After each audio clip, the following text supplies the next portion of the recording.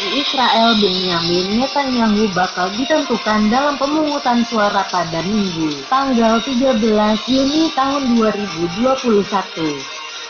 Sebelumnya dia gagal membentuk pemerintahan koalisi yang layak dan terpaksa mengadakan pemilihan keempat dalam waktu kurang dari 2 tahun, yang diadakan pada bulan Maret. Masalah lain muncul ketika partai sayap kanan tidak ingin dia tetap di posisinya. Ini belum pernah terjadi sebelumnya dan memperlihatkan perpecahan dalam struktur negara kependudukan itu. Padahal Benyamin Netanyahu dikenal dalam sejarah sebagai pemimpin Israel yang paling menonjol.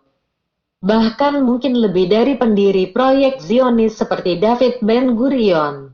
Dilansir dari MiddleEastMonitor.com pada Selasa tanggal 8 Juni tahun 2021, strateginya sederhana dan didasarkan pada visi Zionis Israel di seluruh Palestina dan sebagian besar negara-negara Arab di sekitarnya.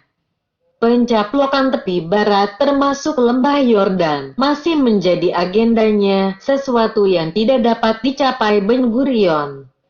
Namun, ternyata lawan politiknya memiliki ide yang berbeda, di mana mereka bersatu karena ketidakpercayaan mereka terhadap sang Perdana Menteri yang sudah 12 tahun memimpin. Nyatanya tak hanya pejabat Israel yang ingin Netanyahu mundur. Warga Israel juga ingin dia dihukum atas tuduhan korupsi.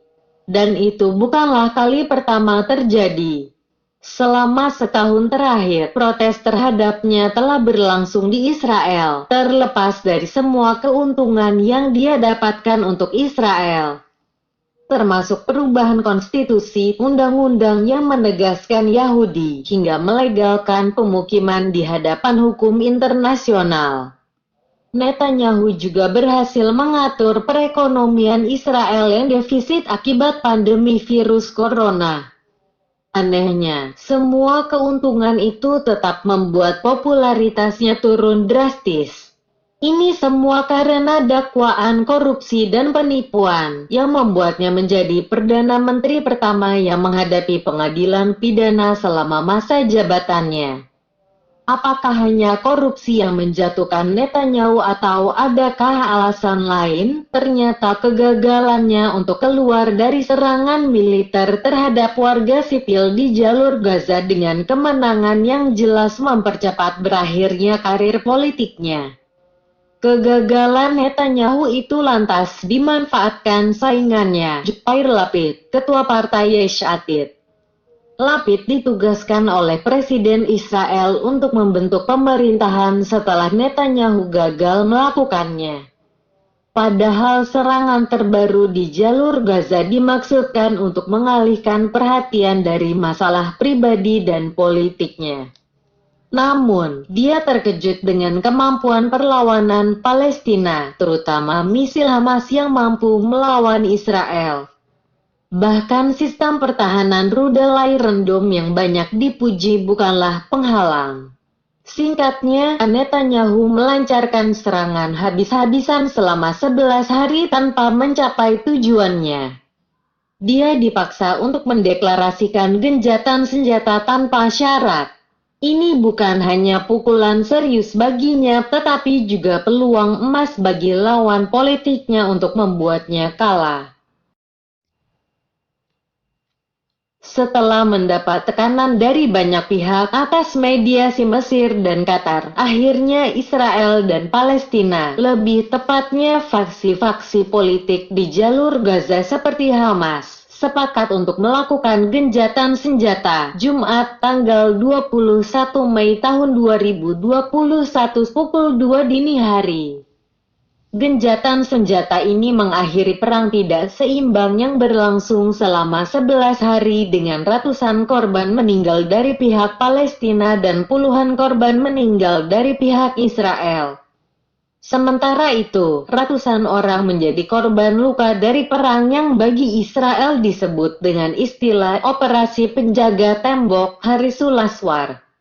Beberapa hari sebelumnya, 18 Mei, Israel diberitakan meminta waktu kepada Amerika Serikat 2-3 hari lagi untuk menghentikan operasi militernya ke jalur Gaza yang disebut dengan istilah Israel bersikeras melanjutkan operasi militernya hingga mencapai target, yaitu menghancurkan kemampuan militer dan rudal faksi-faksi di jalur Gaza, khususnya Hamas, yang cukup mengejutkan dalam perkembangan terbaru.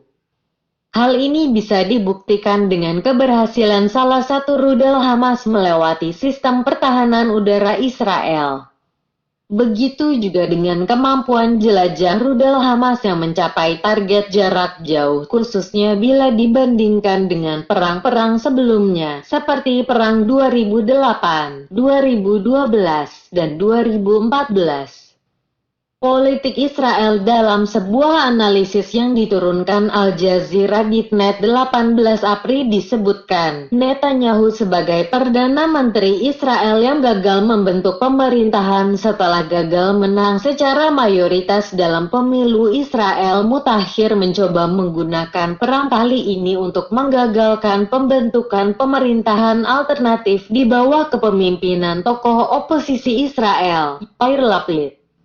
Melalui perang kali ini, Netanyahu berharap bisa memenangi dukungan masyarakat Israel dalam pemilu mendatang, dengan asumsi Lapid gagal membentuk pemerintahan alternatif. Tampaknya, proyeksi politik Netanyahu tidak berjalan secara lancar. Alih-alih mendapatkan dukungan secara lebih kuat dari publik Israel, penyerangan kali ini ke jalur Gaza justru menimbulkan pro kontra yang cukup tajam di internal Israel, khususnya di antara warga Israel dari keturunan Arab.